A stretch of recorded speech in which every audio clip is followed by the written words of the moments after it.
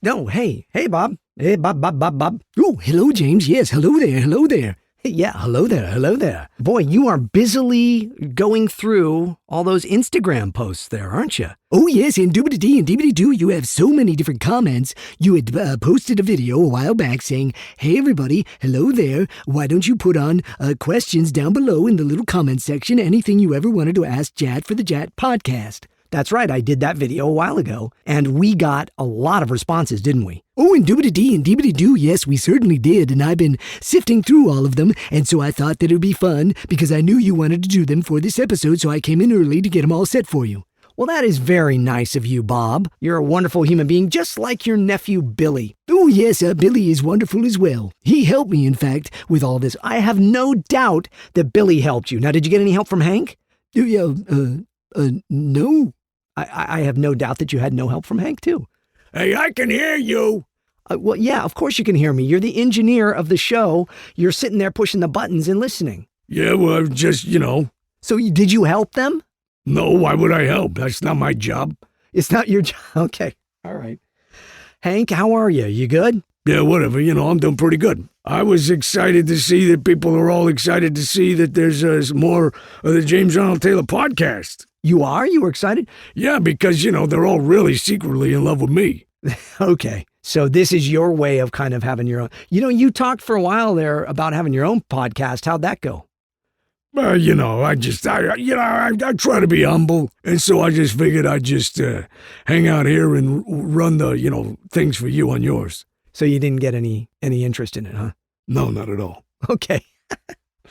Well, Bob, thank you so much. Now, so I think what we're going to do is, well, first off, let's start the show. Let's bring in Mr. Announcer Guy, get the podcast going. Welcome everybody and do that, okay? Oh, and doobity-dee and deebity-doo. Yes, let's do it. All right. Hey, Mr. Announcer Guy. Yes, James? Oh, hello. That was clever. Yeah, man. You ready to introduce the show? We'll jump right into it. I'm so excited. We have so many questions to answer. Yeah, dude. Cue that music. Jerry the Music Man. You got it, Mr. Announcer Guy. Ladies and gentlemen, children of all ages, it's the James Arnold Taylor Podcast. Talking to myself, the JATcast man. Today, Jat's gonna answer your questions. So exciting. Now, here he is. The same guy that's doing all the voices you're hearing, including this one, James Arnold Taylor! Wow, that kind of went on at the end. I was trying to fill in on the music. Oh, yeah, okay. Yeah, the music kind of went a little longer and you had gone faster than you expected. Yeah, dude. Okay. Well, thank you, Mr. Announcer Guy. You got it, man. I'm gonna go listen to all the questions being answered. I'm going to go now. Boom, boom, out the door, and he's listening. So I'm in the booth here at JAT Studios. They all go out there and they listen in I have like a bigger area, the control room area, and all my characters, Hank and Billy and Bob and Mr. Announcer Guy and Reginald, Don't Call Me Reggie, who we haven't even had Reginald, Don't Call Me Reggie on at all this season. We should just check in and see, hey, Reginald, don't call me Reginald, no, Reginald, yeah. Stop it. Okay, all right. How are you? I'm excellent, James. How are you? I'm excellent as well, I guess. Well, you bring me up to that excellence level, you see. Reginald, don't call me Reggie. Well, that's very kind of you to say, James. I appreciate that. Yes, you're so refined and lovely, and so I think we all enjoy that. So this episode, Reginald, don't call me Reggie. Just call me Reginald. Okay, all right, Reginald, don't call me Reggie. I can't not. I'm sorry. Stop it. All right, we're gonna take some questions and stuff. So maybe I thought because it's easier, and no offense to you, Bob, that I read all of them. You've made me this wonderful list. And then you all can go back out into the control room there and you can listen to the show. And I'm just going to take it from here and I'm just going to go because we have so many things that I want to answer from everybody. So are you guys okay with that? Oh, and doobity-dee and deebity-doo. I'll just enjoy the show. I've done my work. That's very cool. Oh, very cool. I like that. You're very hip, Bob. Oh, yes. I've been hanging out with Billy. And, well, Billy is the epitome of cool. Oh, thank you very much, James, Mr. James. Did you just call me James? Oh, it slipped out. I didn't mean to. No, it's okay. You said James, and then you corrected yourself and said Mr. James. Oh, yeah, yes, I did, Mr. James. Just James. Just James. I can't do it. No, I can't do it. Okay, all right. Anyways. Okay, guys, you all go out, listen to the show. I'm going to read these comments because they're amazing, okay? Right. Thank you, Reginald. Don't call me Reggie. Stop it. Okay. Welcome, everybody, to the show. If you are new to the James Arnold Taylor podcast, I always like to at least address that because sometimes people may stumble upon the show. This is a show that has been going on for years now, and there's many different back episodes. This show is also, I think, pretty evergreen, as we say. In other words, I don't necessarily talk about very, very topical things. I tell stories about my life as a voice actor. I've been a voice actor for over 30 plus years in showbiz. I've been involved in Star Wars for over 2 decades. I've been involved in Ratchet and Clank, Final Fantasy, Marvel, DC, so many different things. Johnny Test, Fred Flintstone. I've been the voice of many famous characters. How to Train Your Dragon, Trolls, Shrek, all of those things for so many years. And I'm very, very blessed to be a part of all of that because I'm just a guy that spends his time in little padded rooms like this talking to myself, doing characters and voices, and hopefully enriching your lives through entertainment in a way that sticks with you. And then when you go and you listen to this podcast, maybe you learn a little bit more about me and you go, oh, that guy's pretty nice. He seems pretty normal. He's a good family guy and all of that. So that seems to be what this is about. It's a way for me also to encourage all of you because there's so many of you that are just, we're all just trying to live, right? There is so much crazy in this world right now, but really all any of us are trying to do is just kind of live our lives. At the end of the day, you have a meal with your family and friends, hopefully. You lay your head down to rest and you get up and you start over and it's all over again the next day and you do the best you can and you try to take care of yourself, I hope. You drinking water? Are you drinking water? Here at the James Arnold Taylor podcast, we always want to be drinking water. Why? Because hydration is so important.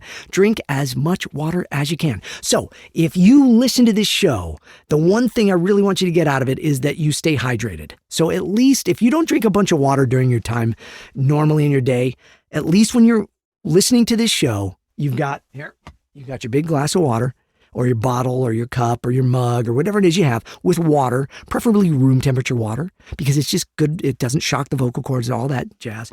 And it's just good for you. So let's all enjoy some water. And Jerry, the music man, cue that little cue. I'd ask Hank, but he doesn't know what he's doing. Hey, stop it. I'm right here. I hear you. All right, well, cue the cue then.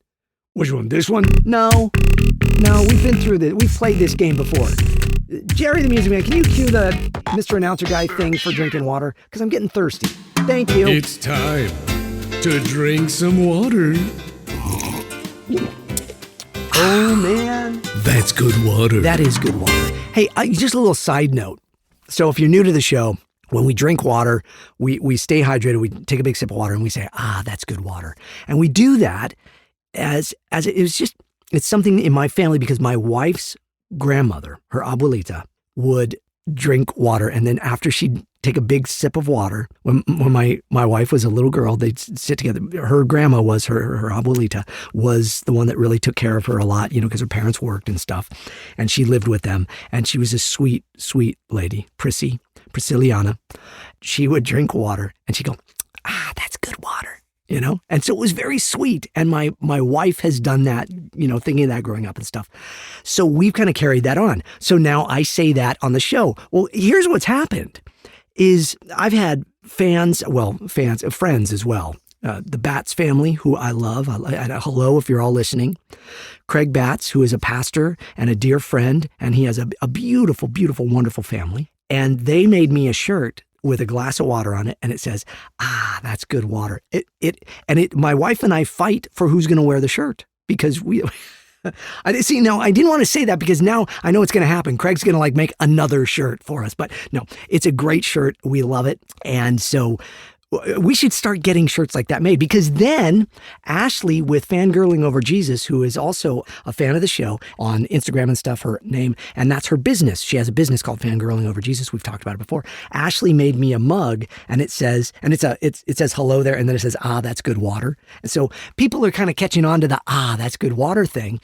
I'm way off on a tangent. I know we got to get to the questions and stuff, but anyways, it's also my way of saying thank you to all of you because that's really what this episode and all the episodes episodes this season are going to be about is my way of saying thank you to all of you and then answering your questions and stuff. So the whole, that's good water thing, it does my wife's heart good. She gets a beautiful little smile on her face when she sees it, hears that, when she listens to the show and she hears people, or when people come up to the table and say, that's good water. Because it was, it was from her grandma, it was from her abuelita. And so that's, abuelita, that is Spanish for grandma, essentially. And my wife's family that's their heritage and their background. And so there you go. All right. So now let's look at some of these. Bob has made me a nice little list. What I'm going to do is I'm looking at them through my Instagram posts. So a while back, I posted on Instagram saying, hey, if you ever wanted to ask me a question, write it here. So I'm going to go through, I want to try to get through as many of these as I can in this episode. Then in the next episode, we're going to get through more of them. Okay. Because there's hundreds of them. All right. So here we go. This first one is from iMummery. Let's see. iMummery. It's all in OC translation. This is Mitsuna, 22 years old. You're an artist. Okay. Art. Lucy. Okay. Lucy asks, hi, James. Do you have any New Year's resolutions or new things you would like to try this year? So here's the thing, Lucy. I don't make like New Year's resolutions, but I really do start my year in prayer. And because again, I'm a person of faith, and I try to give everything up to God, and I try to give it up in prayer and just say, look, here's the things I want to try to control, God, and I don't want to have control. I want to leave it up to you. So I give a lot of things up at the beginning of the year. Okay, I'm really going to try to do better with this year. But I try to not go too crazy with New Year's resolutions, because here's what I find with New Year's resolutions. They're hard to keep up with. Right? And then we tend to kind of attack ourselves, get down on ourselves if we don't keep up with them. So what I try to do is I ask God, show me through my time with you in my prayer, what you want me to focus on this year. And so that's what I'll kind of do. And so right now, really the focus has been, obviously, we're doing Comic-Cons this year. We're doing the podcast. We're bringing the podcast back. I'm trying to put more videos out there and really try to thank all of you. So I hope to encourage as many people as I can this year. That's kind of my resolution, that they are needed in this world. They are loved. They are a beautiful soul, and that you're all souls in need of truth and love. And I want to be able to be an example to everybody and try to show everybody the light that God has shown me. So that's kind of my, I guess if you were to call it a resolution. So I hope that answers your question, Lucy. Okay. Dr. Vader Who, let me click on that, asks, will you ever come to Australia? Well, I hope to. I hope to get an invite perhaps someday to an Australian Comic-Con. I know that there are some Comic-Cons and such. I would love to go to the land down under. I really would. I think I mentioned that we're trying to get my movie Hidden Blessings out there. And so hopefully I will at some point. So thank you for that question. Here is Mr. Rides YT. What is that? Tom Grover, but it's Mr. Rides YT on Instagram. Tom Grover asks, if you got to voice an anime character of your choice, who would it be and why? Wow. I never have gotten to really voice a lot of anime, and I have a lot of friends in anime, from Johnny Young Bosch to Christina V, to Steve Bloom, obviously did a lot of anime.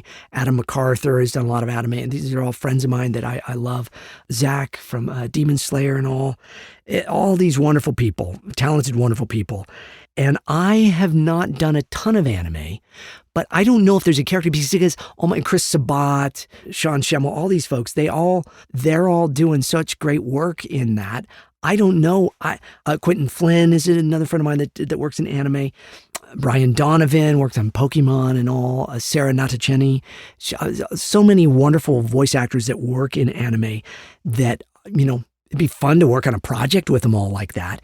So the closest I got to that right now is working on Gabriel and the Guardians.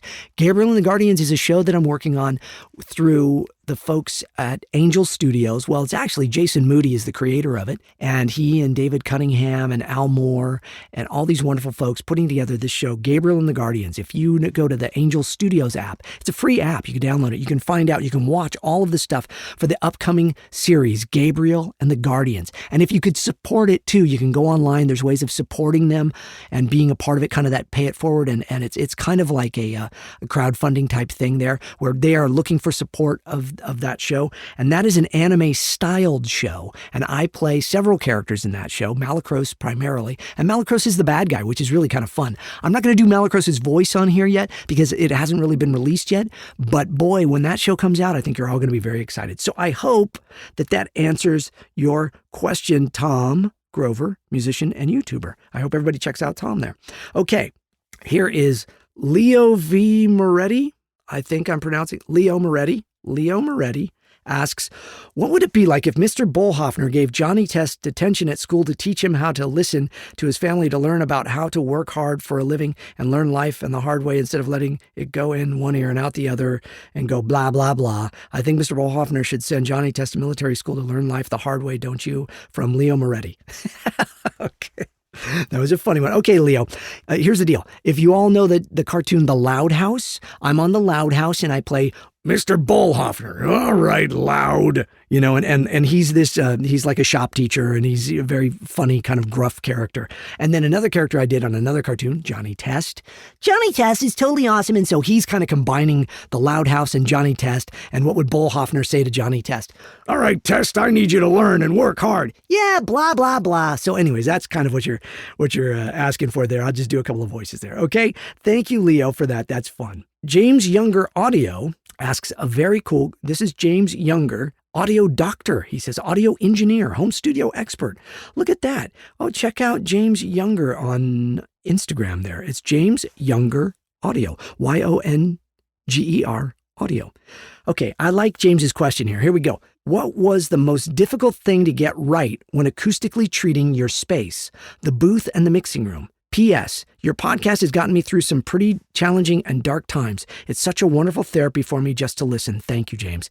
Hey, from one James to another. James, thank you so much. You know, my recording studio, that really means the world to me. Thank you. I'm so glad. It's gotten me through a lot too. And I appreciate that we get to kind of do this together. And I'm thrilled to get your question there. And that's very cool. I'm gonna look at your stuff. Okay, I'm gonna give you a follow as well, James. All right. I followed you. And so what was the most difficult thing to get right when acoustically treating your space? So my studio that I've just built in my home a couple years back now, when we moved, I built kind of my dream studio. I put aside some money and I really wanted to do it right. And I hired a contractor. The contractor and I'll be honest, we had a falling out and it didn't end well. And sadly, I would say I don't know if I handled it that way the best because I lost my temper with the guy. I never lose my temper. But this man was in our house for 4 months, nonstop, every day, first thing in the morning, leaving late at night. And he was starting to drive us crazy. And then he was forgetting things. And it was a long story. I don't need to, because it's fine. But it got to the point where I had to just say, you know what? I'm going to finish the studio on my own. And I needed the studio to be finished. So I ended up finishing the room myself. The contractor had built the walls and done the flooring and all of that. And then I was left to acoustically treat it. However, the one thing that we had done was a very, very talented studio designer who designs like symphony halls and stuff, designed my booth. He drew up blueprints and a design for the booth. So I followed a lot of what the blueprints were. I couldn't do everything exactly the way that he had suggested, but what I did is I found a wonderful place, GIK Acoustics. GIK Acoustics, they're in Atlanta, and I highly recommend if you're looking to build a studio or you're looking to just kind of make a little space in your house, check out GIK Acoustics. This is not like an ad. They don't pay me anything for that. I'm just telling you this is where I get my gear. So I got a lot of my stuff from them, and then I got a lot of my stuff from a place called Audimute, and that would be AUDIMUTE, audimute.com. I got a lot of my sound panels and stuff from them and some diffusion from them. And then I got my other diffusion from GIK Acoustics. And I built really my dream booth. This booth is it's about, I think, 8 foot by 6 foot. And, that's rounding up and down a little. It's not perfectly that. But the walls to my studio are at the thickest points. They're 18 inches thick. So and it's in the center of the house. So it really is soundproof in here. It's as soundproof as you're going to get. I have double doors. I have double dual glass window, and I have it, in the right directions. So you have a kind of an angle. The glass is on an angle so you don't get slapped back. I have minimal things in here except for a mic stand and a screen, a couple touch screens and some iPads for my Zoom calls and my scripts and such. and I have a small rug on the bottom underneath me, and I have diffusion on the ceiling, I have diffusion on the walls, and then the walls behind me and to my right, I have absorption. So what was the trickiest thing getting right was really just actually making it all kind of come together cohesively with the look and the feel of it. But because I had those blueprints from this expert in this that designed what the room should be kind of based on these dimensions, it really came together well. I've had issues in other rooms before too, where I'm like, it sounds a little dead. I really find the key, James, to a awesome studio is diffusion. Sound diffusion. You all can, I've put out a couple of videos, I think, on it on my YouTube channel as well. You all can check out my studio and see that. But the sound diffusion really helps. The diffusion is in front of you, and it's also to my left. So there's two different types of diffusion. There's like a three-way diffusion and a two-way diffusion, for lack of a better, that's kind of a layman's way of putting it. And so the three-way diffusion is in front of me. So when I'm talking now on my microphone here, I'm talking towards that diffusion. So you get a little life to the microphone, okay? As opposed to if I was talking directly into I don't know if you can hear that. I can hear that in my headphones right now. I'm talking towards the wall that has absorption, and it's a little more bassy right there. But then when I talk and I turn right here, you can hear the life bouncing back. So sound just refracts and bounces back all over the place. So getting the diffusion and the absorption the right ways was probably the trickiest thing, but it was also already kind of laid out for me. And then the amazing folks, Mike over at JATcast Acoustics, he was able to look at the plans I had, take that and say, okay, based on this, here's what I recommend. And so I got these wonderful sound panels from them for the diffusion that is in front of me. They're these 2x2 squares, and I put them all around, and they got these cool designs. They laser cut all of this stuff, and it's really cool stuff. So that is, I guess the trickiest part is just what? I don't know. Just, here's the trickiest part for me, James. I think you'll relate to this. Always wanting to change it up because new products come out and you go, oh, that's so cool, man. I want that. And because now they make like these really cool slatted ones that I was looking for at the time I was building my studio, and they didn't have those. And I'm like, oh, maybe I should change over to that. That'd be really cool. So there's just always more gear. There's always new microphones. There's always new things to get. So that would be the trickiest part. Okay, that's a long answer. James Younger Audio. Everybody check out James Younger Audio, okay? And maybe for all of you that are trying to build your own booths and stuff too, you check out James on Instagram, okay? Okay, let's see. This is Alice83 Ashla. Alice83 Ashla. Let's see. Yep. Star Wars fan. Okay. And it says, from the top of your head, what's a moment while partaking in Star Wars you thought to yourself, I'm actually doing this? And then she also adds, and you inspire me to be a voice actor. Well, that is very, very sweet, Alice83 Ashla. I hope I'm saying all of your call sign there properly. So what is the one thing that I thought myself in working in Star Wars, I'm actually doing this? I think some of the coolest stuff has been working in, well, I've always said that the coolest stuff is working with all my friends and my family, my castmates in Star Wars. But when I got to say the most famous lines, may the Force be with you, or I have a bad feeling about this. As so many, I've said, I have a bad feeling about this as Obi-Wan. I've said it, I have a bad feeling about this as Jedi Master Plo Koon. I've said it as Lieutenant Beck on Rise of the Resistance at Disney World and Disneyland. If you go to Rise of the Resistance, the Mon Calamari that takes you on the journey, that's me. I did the voice of Lieutenant Beck, and he says, I have a bad feeling about this. I've said it as other characters too. I believe I've probably said that as more characters in Star Wars than any other actor. I don't know that to be the fact. I think it's either me or D. Bradley Baker or Tom Kane. I've got to say that as more characters. But saying those lines, kind of those iconic lines, may the Force be with you, I have a bad feeling about this, things like that, that is really amazing. Getting to do voices. Now, see, originally, the way I would answer that is when The Force Awakens was being made, Matthew Wood, who is, of course, the voice of General Grievous and the battle droids, and he does all the sound design for the films. He's a brilliant sound designer, an Oscar-nominated sound designer. Had me come in and originally do, Rey, these are your first steps. I was the one that originally said the lines of Obi-Wan in Force Awakens when Rey touches the saber. And then, of course, J.J. Abrams liked it so much, they brought in Ewan McGregor. So that's what happens when you're a voice actor, I guess. So I thought that was really cool. I thought, wow, my voice is actually going to be in a Star Wars live action movie as Obi-Wan Kenobi. It doesn't get better than that. And of course, when I saw the movie, I actually remember I thought it was actually me because our voices are so similar. Now, of course, they used Alec Guinness saying Ray, where they took him when he said, "Don't be afraid." He said, "afraid." They took Ray from afraid. And so he says, Ray. And then that last part was Ewan McGregor. But originally it was me that got to say all those lines. And so I thought that was a kind of a pinch me moment. But all of my work in Star Wars has been a pinch me moment, and I can't believe I'm doing it. I'm so humbled and blessed to have been involved in any of it. And I'm still involved, here and there. They call me in to do Obi-Wan for Lego stuff and all. And whenever they do, I'm so very, very blessed to get to do it. So thank you so much, Alice. I hope that answers your question. Okay. Here's a good one from Fangirls Over 40. These are all Instagram handles I'm giving you all. Fangirls Over 40. Just a couple of fangirls who can't believe we are over 40, but here we are. I love that. Okay. God bless you.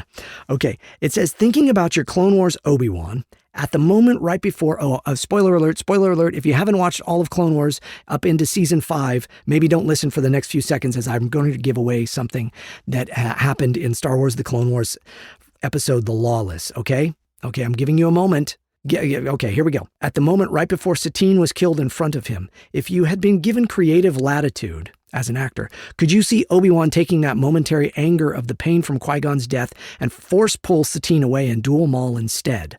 I've always pondered this, as Obi-Wan is so much stronger than Maul, but it's Obi-Wan's stoic strength in the light of the Force that inevitably brings about Satine's death. But is it, you're asking, rather, but is it Obi-Wan's stoic strength in the light side of the Force that inevitably brings about Satine's death? That is a deep question. It really is. I've thought about that before. Obi-Wan probably could have taken those restraints off. He was being held and all, and he was not able to just kind of jump up and fight Maul there. He was detained, right? And he had to sit there and watch it. And it's very poetic. It's all very theatrical and very poetic, the way that they did all that, where he had to watch yet another person dear to him be killed by Darth Maul. I mean, it is so tragic.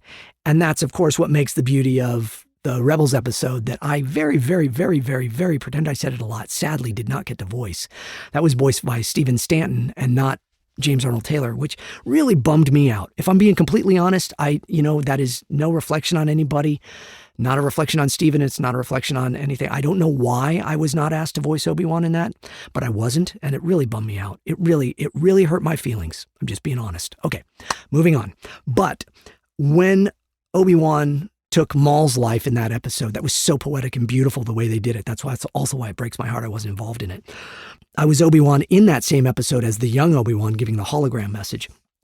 But I do believe that if Obi-Wan had done that, it just would have been another moment where Satine lives, and that it's beautiful and tragic and terrible that Satine dies the way she does. But if she hadn't, it's not the poetic movie and that Star Wars is, right? So that's kind of the tragedy of all of it. And it makes Obi-Wan even more of a tragic character. And it brings so much more then to him saying, "You are the chosen one," when he's screaming that to Anakin, because all of the pain, everything that has happened leads up to that. And I know that some people will try to blame Obi-Wan for this. He should have finished the job with Anakin, or if he hadn't done this or that or the other. He is a true believer. I've said it 100 times, if not 1,000. He's a true believer in the Force. He's a true believer in the Jedi Code. He's a true believer in doing the right things. And I don't think in the moment he necessarily, I don't know if he saw it coming. He should have seen it coming, right? He should have seen it coming. Because they do release him after Satine is, killed by or dying. He's able to rush to her aid. So that is a great question as to whether or not he could have done that and saved the day. But what it would have just been then is it would have just been off onto another adventure, right? He saves the day again. He says goodbye to the Duchess. They continue their little banter back and forth of could it ever happen, won't ever happen, which would be lovely. We'd all love that. I think we all would have loved that, but it didn't happen that way. And gosh, I don't know. Yeah, you really got me with that one. It's a powerful question. It really is. If he had pulled her away and dueled Maul, it would have been great. It would have been great. It would have been, but it's a different story. It's not the story that they told. It's not the story Dave Filoni had planned or George Lucas at the time. I think now it's all the more powerful when we think of the Duchess. And there's such a powerful growing contingency of people. I was on the phone with my good friend Joe Hogan, an amazingly talented artist, and he has done so much work for me. He did all the artwork on Clone Wars Conversations. He's done a majority of the artwork in my stage show, Talking to Myself. He does so much great work, and he is an official Star Wars artist now. We were talking on the phone today, and we were talking about the Duchess Satine and Obi-Wan and the love of those characters that so many of you all have. I really believe, and we were both talking about how, that's the thing he hears about even too as an artist. What do you want to see? You all want to see that younger story, the story of Obi-Wan and Satine when they were younger. Here's my thing. If anybody's going to start a campaign about that or anything, it's got to be an animated series, because it's got to be Anna Graves and myself, because you know what they're going to do? They're going to do some live. By the way, this is me just talking as a Star Wars fan. I'm not saying anything. I don't know anything. Okay. So let me just label that first, so you all know that. I'm just talking just like all of you. I would hope if they ever told the story of young Obi-Wan and young Satine, they would do it animated, and they would do like a mini series, a 6-part series or something, and they would have Anna and myself voice the characters, because then it's true to the Clone Wars versions of those characters and all that, and not like do live action with some young hip whoever's the hot actors at the time and have them play it, which is what they probably would do. But anyways, I hope they don't. So all right, Fangirls over 40, thank you for your question. I could do a whole episode on that, couldn't I? Okay. Nick Lipton asks, I'm so excited. I've missed the JATcast. I've been listening since day one. Thank you, Nick. My question is, do you have a favorite memory from the Clone Wars days or from when the Clone Wars returned? Oh my goodness. There's so many favorite memories for me that it's very hard. As I've said, it's the relationships I've built. Ashley is like my little sister. Matt Lanter is like my younger, more handsome, more rugged, more wonderful brother. He is such a good man. Catherine Tabor is also my little sister. Both her and Ashley are my little sisters who I just love. And D. Bradley Baker and I are like, and Tom Kane, the three of us are like the old dudes that we're just blessed to get to work with all these amazing young talents. And so there was so many wonderful moments outside of working on it, but those moments of going into the studio, knowing that we were working on Star Wars and who was going to be in the studio each time, it was magic. It was really magic. I really missed that. And the world has changed so much since then. And so it's very sad. But here's the thing. I guess what I would say, my favorite memories are not my memories. They're all of your memories. It's the fact that Star Wars, Clone Wars is its own thing now. And so many of you grew up on it, and that it's still alive and well in your hearts. So I hope that answers that for you, Nick. Thank you so much. All right, I want to keep getting to all of your questions here. There's so many to get through. Natalia Manton 0 is your handle there. Natalia Manton. Manton? Am I pronouncing that right, Natalia?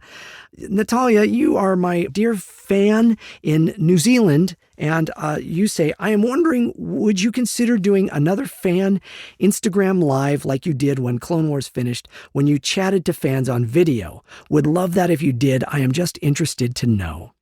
So, okay, years ago when Clone Wars finished the 7th season, we all came on, we did an Instagram, I did an Instagram live with all of you. And I believe what I did is at the time, so there's a way that you can hit it and I can actually call some of the fans and stuff. And I did that. And I surprised a lot of people because they weren't expecting me.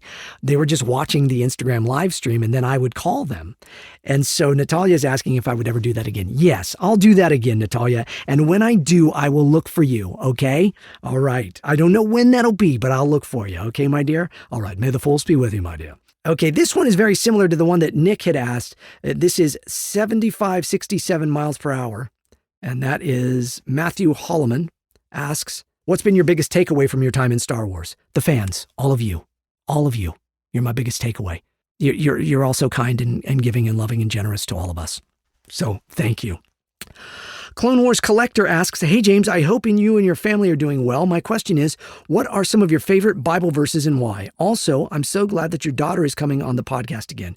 She really has wisdom beyond her years, and as someone around her age, it's really great to hear the words of someone who's willing to take counsel from their elders and also teach them things as well. Can't wait for your movie to come out, too. It looks amazing. Well, thank you, Clone Wars Collector. That is Clone Wars Collector. Oh, look at that. You got my picture up there. Oh, that's very nice of you.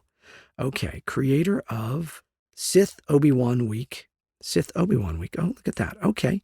My hero is Jad actor. Oh, well, isn't that very sweet? That is very nice of you. Okay, Clone Wars Collector. My favorite Bible verses, there's many, but Proverbs 3:5-7. Trust in the Lord with all your heart, lean not on your own understanding. In all your ways acknowledge him, and he will make your path straight. Don't be wise in your own eyes. Fear the Lord, or respect the Lord, and stray from evil. It will be health to your body and strength to your bones. It's one of my favorites. That's one of the ones that, I think is just a go-to in life. I love Corinthians. For now we see in the mirror dimly, then we will see face to face. Now we know only in part, then I will know fully, even as I've been fully known. In other words, we don't know the beginning, middle, and end of our stories. We don't know any of it. We're just living in it. So try to live in it and trust. Again, goes back to the other. Trust that God's got this, okay? It makes life so much easier to know that the creator of all things has got it for you. Okay. So I hope that helps. And then my daughter. Yes. So this episode has already aired. The episode with my daughter, the 2-part episode with my daughter has already aired, and you all already heard that. If not, go back and take a listen. That was this season. I believe it was episodes 3 and 4 of this season. My daughter, Lydia Rose Taylor. Since then, I will announce. So she stopped working for us. She got a job. She just got it yesterday. She was offered a job. She went to an interview for a job. She went to several interviews, and all of them offered her a job, which is fantastic because she's just such a great, motivated young person. So every one of them offered her jobs. And then the one that she really wanted, she went to the interview. She had a great time. And then a few hours later, they emailed her and said, you got the job if you want it. So she's got a job, and she's working in hospitality, and she's going to be doing fantastic. And I know she's going to work her way up and do very well. So thank you for that. I so appreciate that. I hope you all got to listen to that episode of the podcast. I think she is a wonderful young lady, and she could probably do her own podcast and do very well. But okay, moving on. Abby Absteroni. I don't know if I'm pronouncing that right, Abby, but forgive me if I'm not. But Abby asks, are you working on making your own film production company? I think you said something like that. Either way, if you ever do and you need another video editor, I'd love to work for you and with someone like you. Honestly, it'd be a dream come true. Thank you for being a blessing in my life. I've needed it this month. Oh, Abby, God bless you. I pray that you have nothing but success in your life. I pray that for all of you. I pray that you all enjoy and film editing. I edit all my stuff, and it's a lot of work, but you know how fulfilling it is, Abby. So, okay, I am trying to make my own film company in many ways. I mean, I have my own small little company, but I would love ultimately to make, I have tons of stories to tell. And I have my movie, The Comic Shop, that we are trying to get made. If I had $250,000 to $500,000, I could make that movie tomorrow. But I'm trying to get that money, find investors and stuff. If I could start building a production company, that would be my dream, to be able to do. I don't need to make millions and millions of dollars. I've been very blessed to make the money that I do when I do. But really what my life is about is making enough to pay my bills, to take care of my family, and to make more of what I love doing. And I love storytelling. So my dream would be able to make movies that, cost, say, $250,000 to $500,000 a year, or a movie, I should say. And they make, say, $1 million, right? Because then what does that do? That allows me to make the next one, and then the next one, and hire a small group of people that are really good at what they do, and just have a small group that you work with, and you make these wonderful things. So I appreciate that, Abby. If I ever get to the point where I have a production company where I need to hire people, I will definitely reach out to you. And if there's a place where I can see some of your work and see some of your editing capabilities and stuff, well, then you let me know, and you can put that comment down in the comments there as well with a link or something, and I'll take a look at your stuff. Okay? Then you asked another question. Look at that. Right after that, you said, how do you stick true to your beliefs and morals while working in Hollywood mainstream media? Like you said, you don't do gore, profanity, inappropriate things. How do you know when you go into a job that they won't make you go against your values with the scripts? Well, it's a very good question, Abby. You have to always kind of be on the lookout for that. you want to make sure that you don't commit to something until you know what the something is. And I will be honest, I've made that mistake before. I've worked on projects that I committed to. And then later I kind of went, this is probably not something I should be doing. There's a couple of shows out there that, again, I'm very proud of the work I did on them. One in particular that is very adult, very crude and such. But I'm very proud of the voiceover work I did. And I also was very happy to work on the show because I got to work with some amazing people, some of my dear friends in voiceover. And I was able to be a light, I hope, to all of them and show that, look, as a Christian, as somebody that believes a certain way and tries to not, I don't cuss, I don't, do these things in my own life. I can still work on a project if I believe it's got a message that is there that is right, and I can be a light to people. So it's really kind of project to project, but for the most part, yes, I really try, especially now, I will turn down things if there's profanity in it or violence or sexual content, things like that, because I'm just not interested in telling those stories. That's just not me. So I try to be very honest with people too. And I think people for the most part get that. So I just, if my agents, I always have my agents send me everything and then I can choose and go, no, I don't want to read for that. And, and they know why. I just do my best. So it really depends on the project, but at the same time, you just have to pray about it. You have to give it to God and you have to say, give me wisdom and show me the way. So I wish you nothing but the best, Abby. Thank you for that. Okay. Fangirlorian. Fangirl, like Mandalorian, Fangirlorian. I'm just a geeky girl who loves to draw and craft. I like traditional and digital art. I'm always trying to improve my art. That's great. Okay, Fangirlorian. I've been wondering if it's better to have an agent as a voice actor. I'm trying to break into it myself. Well, it certainly helps to have an agent, but if you are not part of the unions like the Screen Actors Guild or American Federation of Television and Radio Artists, AFTRA, SAG-AFTRA, then you don't necessarily need to have an agent. However, agents help get you auditions. They help make it seem a bit more like you're the real deal, right? But a lot of people have, Voice123 or voices.com. They have their accounts. They have their demos up on those places and they're able to do their stuff that way. So it really depends on where you live, what kind of work you're trying to get, what type of voiceover work you're trying to get. And so that's what I would say. In the long run, it's always nice to have an agent. And I think you all know what I mean, but it's good to have a good cop, bad cop kind of thing.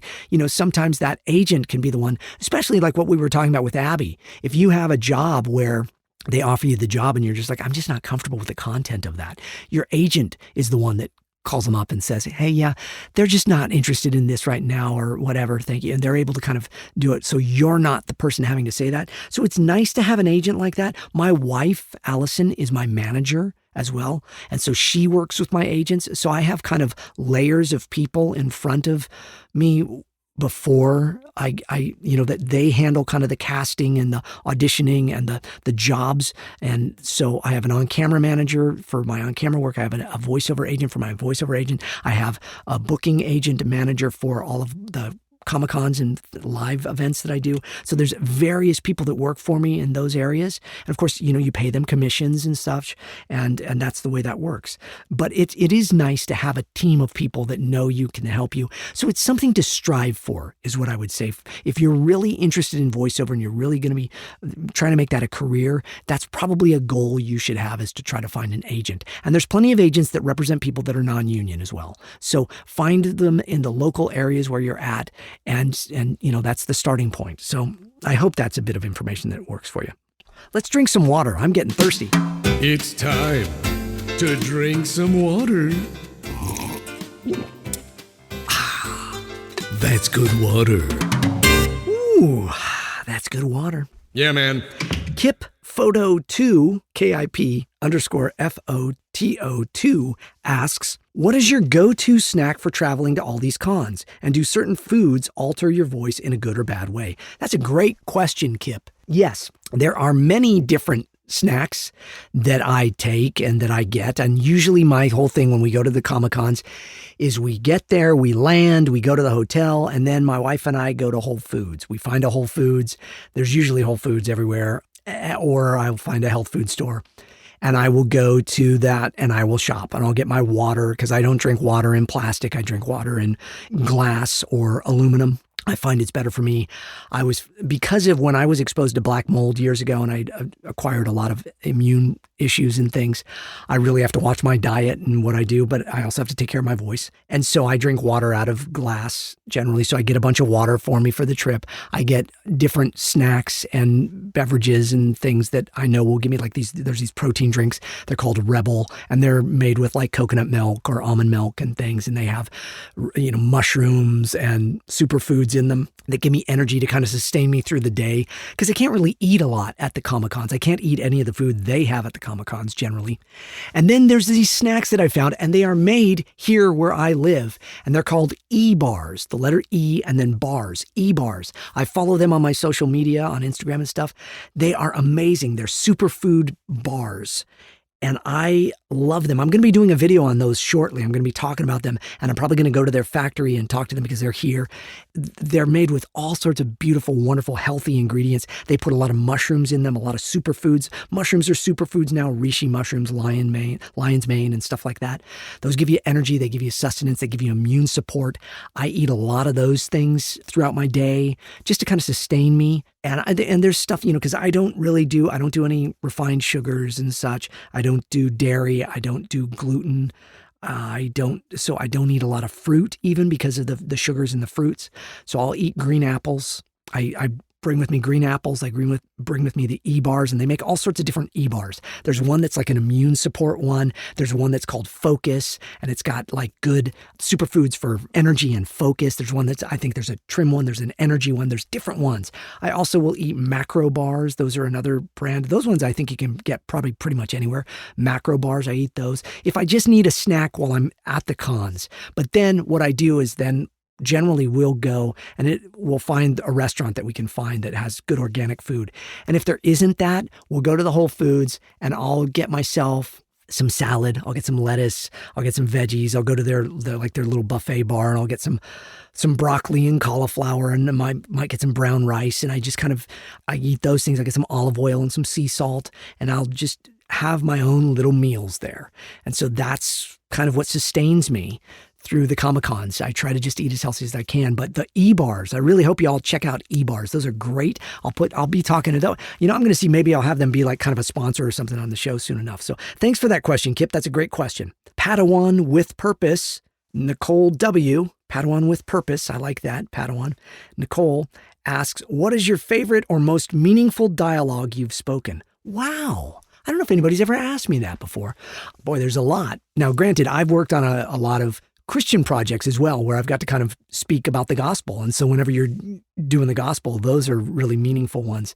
I think in the world of Star Wars, obviously from what we were talking about before, the lawless. You can kill me, but you'll never destroy me. It takes strength to resist the dark side. Only the weak embrace it. That was a very powerful speech. I loved that. I loved getting that opportunity. I loved doing, This is Jedi Obi-Wan Kenobi with a message for any remaining Jedi. Trust in the Force. Those were special moments in my world of Star Wars. But then, listen to my story. This may be our last chance. I didn't know how meaningful those words from Final Fantasy X would be to my life and my career when I first voiced Tidus. Yes, I say Tidus. Some of you say Titus. It's okay. You can say either one. In Final Fantasy X over 20 years ago. That's the opening lines of dialogue from him. I didn't know how powerful those would be and how powerful of a story that would be and how much that would affect people for so many years. So those were very purposeful and meaningful to me as well. But yeah, I've got to do things where I've been the voice of Jesus in things. And so, of course, anytime you're doing the gospel stuff, that's very meaningful to me as well. But there's a lot of meaningful lines, but I think that those ones probably covered. I hope that answers your questions well enough. Padawan with Purpose. Okay. WSB Joey 13 asks, what was your favorite episode in the Clone Wars with Obi-Wan? Very hard to say. I love the Lawless. I love the ones with the Duchess Satine. I love all of them. I don't necessarily have a favorite, but those ones mean a lot to me. Michael McManus, You're Not a Jedi Yet, 447, asks, so grateful that you do this show and how open you are about your life. Your faith inspires me in my own personal walk. If you had a chance to voice a different major character on Star Wars other than Kenobi or Plo Koon, which would you choose and why? I've been asked this question before, and it's very hard to say because the folks that have done the characters already are so perfect. I wouldn't I wouldn't want to take over for anybody, you know? I love the characters. I love all of them. I love the opportunities when there's new characters that come up, like Lieutenant Beck from Rise of the Resistance. That was really special.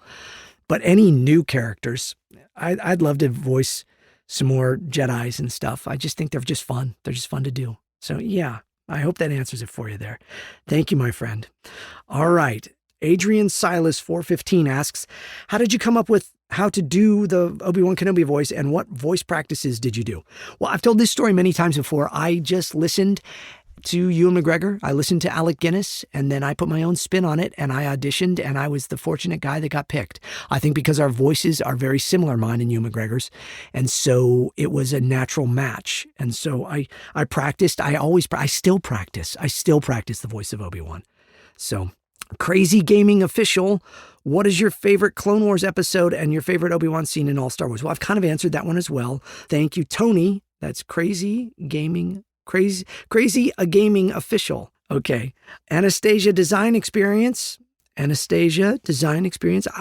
in Australia, Anastasia. That's right. And I've seen your post before. You're asking, glad to see a new update on the JATcast, James. On my side here in Australia, we've been getting frequent severe thunderstorms, which has been pretty scary. Our power went out, but we're okay now. Good. Listening to the JATcast episodes gets me through the stormy days. I heard about the news about the big snowstorms happening in the U.S. Stay safe. I hope all goes well. May this year be a year of hope, faith, and countless blessings for you and your family from down under. Well, thank you so much for that, Anastasia. I appreciate that.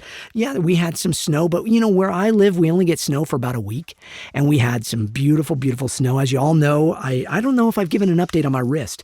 So it turns out my wrist was not broken. Thank the Lord, it wasn't broken, but I am still wearing a brace on it. I'm going to physical therapy. I ripped some tendons pretty badly. I bruised the bone and the muscles pretty badly when I slipped and fell on the ice when it snowed. But I'm doing okay. So I thank you for that, Anastasia, and I pray and hope that you all are doing well there in Australia. So here we go. O'Reilly Drawings, or is it Riley, and it's Zero Riley, or is it O? I think it looks like Zero Riley _drawings, and it's Riley, asks, how is it being a Christian in the voice acting industry? You're using your incredible voice for the new upcoming Gabriel and the Guardians, which we talked about, and have used it for non-Christian roles such as Obi-Wan Kenobi. So I guess the question is how being a Christian has impacted your career or vice versa. Well, being a Christian impacts my whole life. Because that is first and foremost the most important thing, is that I get to be an example of the goodness that God has. My heart, I've always wanted to do the right things for people. I've always wanted to be a good person. I've always tried to do what I can, but I also know now that the burden is not mine, it's His, if that makes sense. So all I want to do is my best. I want to thank Him. And I want to be a good light. I want to be salt and light to the world. I want to bless people by being the best person I can. I am the most blessed, lucky, wonderfully blessed person I can imagine. I have an amazing wife. I have an amazing daughter. I have an amazing life. I've got to do what I've wanted to do in my life. And that is to be an actor and to tell stories through characters and voices. I grew up in a very tumultuous time, as I've said before on the podcast. And all I wanted to do was make people happy. Because I grew up in a time where I wasn't always very happy, and it was very painful. I saw a lot of bad things in my childhood. I saw a lot of stuff that I wouldn't wish on anybody. And so when I became a Christian, it took the burden of all of that and said, now just try to be a light to everybody and show everybody that, you know, life can be beautiful if we allow it to be, and we accept the fact that there's good and bad in life too. It's really, we've talked about that before in the show, accepting the fact that not everything is perfect. Becoming a Christian doesn't mean everything's perfect and, oh, I love Jesus and then everything's great. No, it's, oh, okay, I may love Jesus, but everything's not always going to be great. Life is going to be hard. There's going to be struggles. There's going to be challenges, but we just have to embrace them, knowing that ultimately the burden is on Him, not on us, but we have to do our part by loving, caring, showing kindness, being a light, you know, loving our enemies as ourselves, not just and loving our neighbors, but loving those that are hard to love, being as kind as we can, speaking the truth no matter what, even if it hurts. Sometimes people would say that's not being nice. Yes, it is. Ultimately, what the best thing to do is to give everybody truth so we can deal with what truth is and move forward with truth rather than trying to just make everything match what we want it to be. So that is my goal in life, is to try to just go, you know what? Life's messy, but let's have a good time while we're in it, okay? I hope we're having a good time. And I think that that is a great way to end this episode of the James Arnold Taylor Podcast. That one was awesome. Thank you so much, Riley, for your question. And the next time we go, we're going to answer some more of your questions. There's still so many questions I have to answer here. So many great questions from all of you. Thank you so much. We're going to make it available again. You can still go to that post on my Instagram and you can see where I do a little video and I say hello there and I say, hey, if you've ever wanted to ask me a question, you can still post questions there for now. And that's the one I'm going to use for answering. I'm trying to get through all of the questions on that. There is I think there's about 200 questions on that right now. So this is going to take us probably through the rest of the season to answer all these questions from all of you. But thank you so much. God bless you all. Mr. Announcer, gotta do that legal mumbo jumbo. Talking to Myself, the James Arnold Taylor Podcast is a production of Yumigo Inc., recorded at JAT Studios. Engineered, written, recorded, and produced by, you guessed it, James Arnold Taylor. All voices are parody and should be construed as entertainment only. All music and sound effects used with permissions and licenses through Backtracks, Digital Juice, Production Tracks, and Partners in Rhyme. James Arnold Taylor's Talking to Myself, the podcast. Copyright 2024, all rights reserved. Thanks, dude. Yeah, dude. All right. Thank you all for being a part of the James Arnold Taylor Podcast. I hope you're having fun this season. I hope you're enjoying all of this, answering your questions and talking through stuff and just filling you in on life. We've got so much going on here. I'm trying to keep up with them and make sure that you're still getting a podcast out every other week or so. I hope that's working for you all. God bless you. I pray the best for each and every one of you. Again, I appreciate all of you that are not believers in the same faith that I have for sticking with me. I pray that you wouldn't turn it off when he's going to talk about Jesus. Just know, this is just the way I talk. And if I was sitting with you, I'd hear how you talk and we'd learn from each other. So I appreciate anybody that is not a person of faith that sticks around and listens to this show.